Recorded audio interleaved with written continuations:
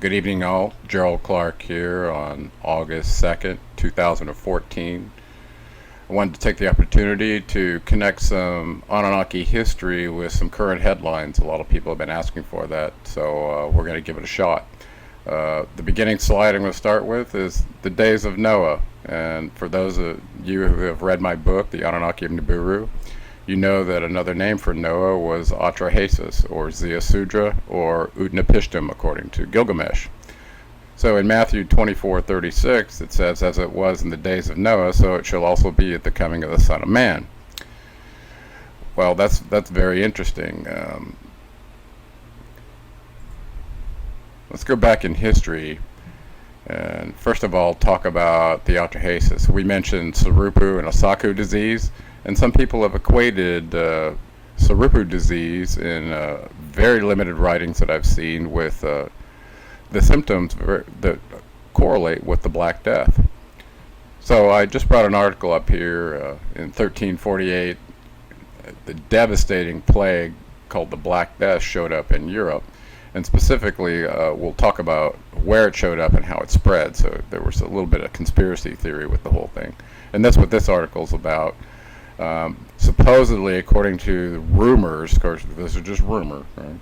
Deaths were due to an international conspiracy of the Jewry to poison Christendom. So it was a religious war. It was reported that the leaders of the Jewish metropolis of Toledo had initiated the plot, that one of the chief conspirators was a Rabbi Perret, who had his headquarters in Chambray, Savoy, where he dispatched his poisoners to France, Switzerland, and Italy. So keep that in mind as we look at the map here pretty quick, just following a little conspiracy theory. Anyway, it goes on and on. The guy apparently was tortured a little bit and then supposedly started confessing poisoning wells. So here's the confession of Agamet of Geneva Châtel, October 20th, 1348. So it's very interesting detail here. I'll scroll through this so you can see the whole article. Here he says he threw his full package of poison, carried it with him to Venice. Where he carried it there, he threw or scattered a portion into a well or cistern of fresh water was near the German house in order to poison the people who used the water of that cistern. Let's see. Of his own accord, Agamet confessed further that after this had been done, he left at once in order that he should not be captured by the citizens of others, and that he went personally to Calabria and Apulia and threw the above-mentioned poison into many wells. He confesses also he put some of the same poison in a well in the streets of the city of Belay. So earlier in the article it mentioned he had some sort of sealed leather pouch that had this contaminant in it that he was given at the source of his mission. And I'll let you look at that. So anyway, it goes on. The retribution toward the Jews, everybody got all upset, started burning them. And so there you have it in 1348 when the Black Death came. Here's another little article on it to just show you kind of the map. Here it says it was in the shores of Italy in the spring of 1348, unleashing a rampage of death across Europe, unprecedented in recorded history. By the time the epidemic played itself out 3 years later, anywhere between 25 and 50% of Europe's population had fallen victim to the pestilence. Very, very interesting. So you can see the map here, how it looks like they thought it spread. So if you go back and correlate that with the testimony of this previous article, there may be some validity to that. The other thing to take away from this article is there were 3 different types. In fact, so you had the bubonic, which was a boil, and then the fleas that attached to those rafts, and then to humans spread the bubonic type of the plague. A second variation, the pneumonic plague, attacked the respiratory system, was spread by merely breathing the exhaled air of a victim. It was much more virulent than the bubonic cousin. Its life expectancy was measured in 1 or 2 days. Finally, the septicemic version of this disease attacked the blood system. So there are 3 different types of this. Okay. All right. So with that said, I want you to keep in mind that Enlil had used Sarupu and Asaku disease back in the Atrahasis account to cull the population. So once again, here it shows up in 1348. Wiping out millions and millions of people, and it looks like that his most valued servants, the Jewish people themselves, were involved in the perpetuation of this plague, at least according to some of the reports. So, is this coincident with Enlil's character? Sure looks like it. So, let's go on. As we go forward, the last item in the Atrahasis before Enki was told to bring a flood was reported that after they'd cut off the food supply, the water supply, all the diseases that had been introduced to the populace, they call it. At that point, the populace had resorted to cannibalism. And I thought to myself today, well, I know there's some remote tribes in Guinea and some places where this is part of their culture. They do that to their enemies and they eat each other. But I thought, well, could it be so bad in places in the world where the exact same thing that was happening in Mesopotamia and Africa under Enlil's rule is happening now, as in the days of Noah? So I started looking through some of these reports of what's going on in Africa. For instance, there are regular reports of people being hacked to death with machetes, houses burned, women raped, brutality towards children, and perhaps most horrifically, acts of cannibalism that have committed on both sides. So I thought, wow, okay, so same thing that was going on right before Atrahasis met with Enki and was told to build an ark and get the heck out is going on right now. Here's another one from the BBC News, if it comes up here. So this report talks about actually it getting personal in terms of religious tribalism. So a Muslim man had been murdered a few days ago by Christians. His limbs were hacked off, and one of the crowd ate the flesh in a public demonstration of cannibalism. It goes back and forth. He did this to me, and I did the same, so I ate him. It's like, it's just really unbelievable if you look at what's going on in the world. So, so there are multiple instances of this going on. And, the reality is it looks like everywhere Enlil shows up, this kind of stuff goes on. He's part of the Great Destruction. And speaking of the Great Destruction that's going on right outside the gates of his temple, take a look at this segment.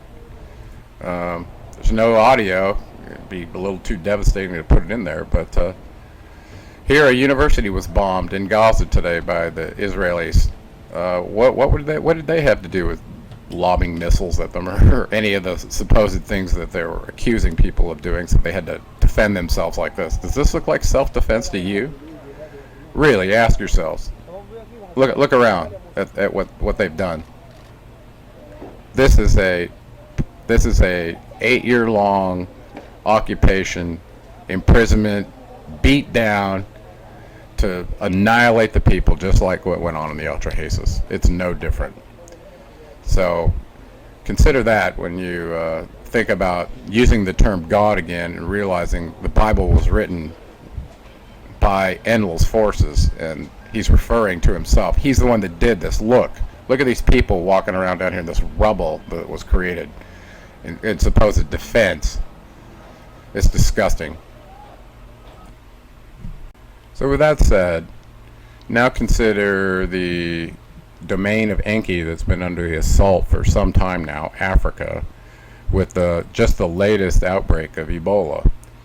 And it's a pretty suspicious fear-mongering event anytime a pandemic happens, such that the big pharma companies can get involved with the World Health Organization, scare the population into buying their vaccine. So with that said, there are real people dying in Sierra Leone and parts of Africa where this Ebola virus, which apparently has no cure, is kind of supposedly out of control. There are people fleeing the area that were health workers that don't want to expose. So that's a pretty sure sign that it's gotten out of control.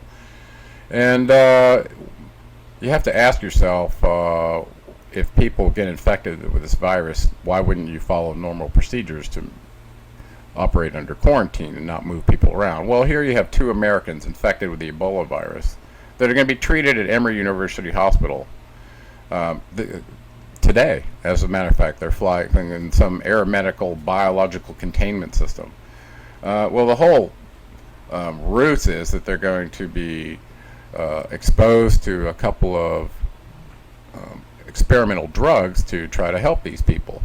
Okay, well, well, listen, why don't you take the drugs to them? That's ridiculous. So bringing infected people with a disease that has no cure, that also I just showed you can be spread in 3 different ways by the bulbous form, the pneumatic form, and then through the blood. So in other words, if they're traveling on an airplane and the spores can be communicated through the air, then what kind of procedures are being taken? So it says it's a state-of-the-art isolation unit. But the whole point is they have no business bringing these kind of patients to the United States. So you have to ask yourself, why is that being done? And then we go to the very next article here from InfoWars today, and it looks like Obama is signing executive orders to allow the detention of Americans with respiratory illnesses.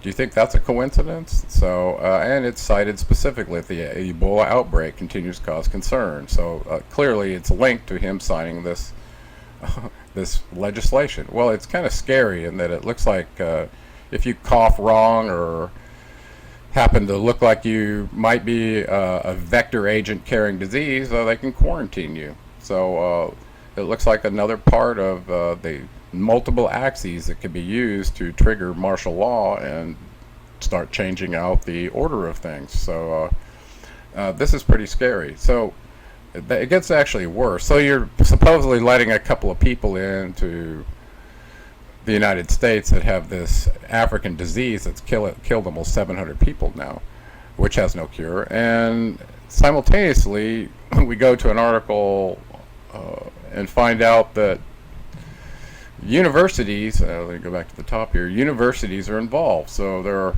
bio-war researchers doing their thing in the Ebola zone. And this article basically associates them with Tulane University, talks about their sponsors, which include Monsanto and the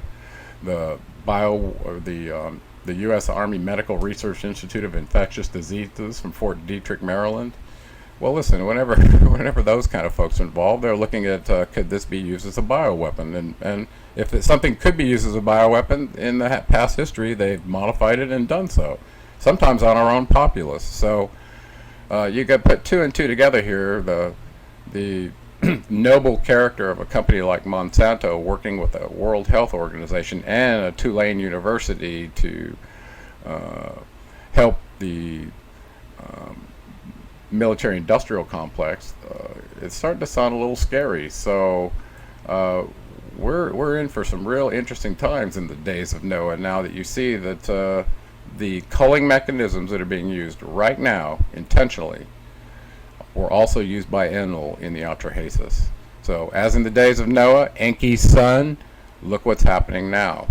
Enlil is on a rampage, and his culling is having its effect. So watch out for this one. It could turn into a pandemic because the gestation period for this form of Ebola is about 2 weeks. So they've already cited one individual who left Sierra Leone and flew to a 25 million personnel populated city without being quarantined in any way, treating him as if he was a bulbous patient when it could have been pneumatic. So there's apparently already fear-mongering, starting with a list of over 30,000 people that need to be quarantined. And as soon as we get a couple more in the United States and let a few more of the illegal immigrants that are just flooding the border come across, potentially vector agents that have been planned by the DHS and the government to further decimate America, consider that. So now I wanted to share one last thing with you, which is a wonderful song done by the DHS on your tax dollar, supposedly warning people in Central and South America not to come to the United States through a best-selling song that they promoted through the radio stations in that area. So take a look at that and consider what kind of reality we're living in right now. This has the lyrics with it, so I'll leave you with that.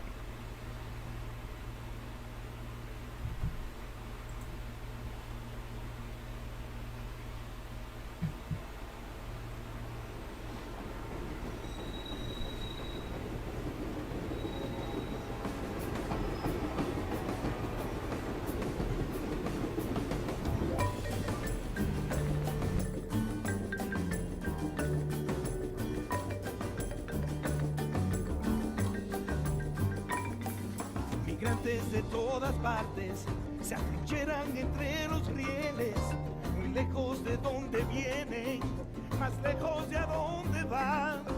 Esperan el temblar de la tierra y el chillido de las ruedas. Aparece tras la montaña, amenazadora serpiente. De acero son sus escamas, también de acero es su vientre.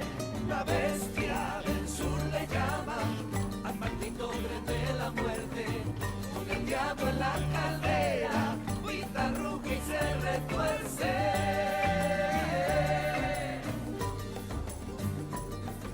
Colgados en los vagones de la serpiente de acero, van migrantes como reses en camino al matadero.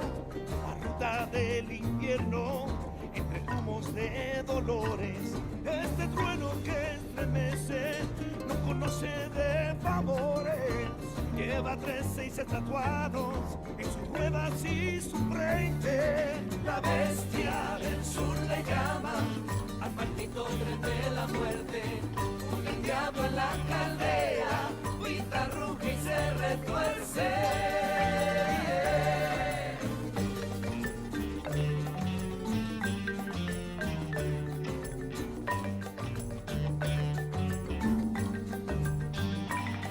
Renomara salvatrucha, cena de coyotes, un mortero que machaca, un machete que descaja.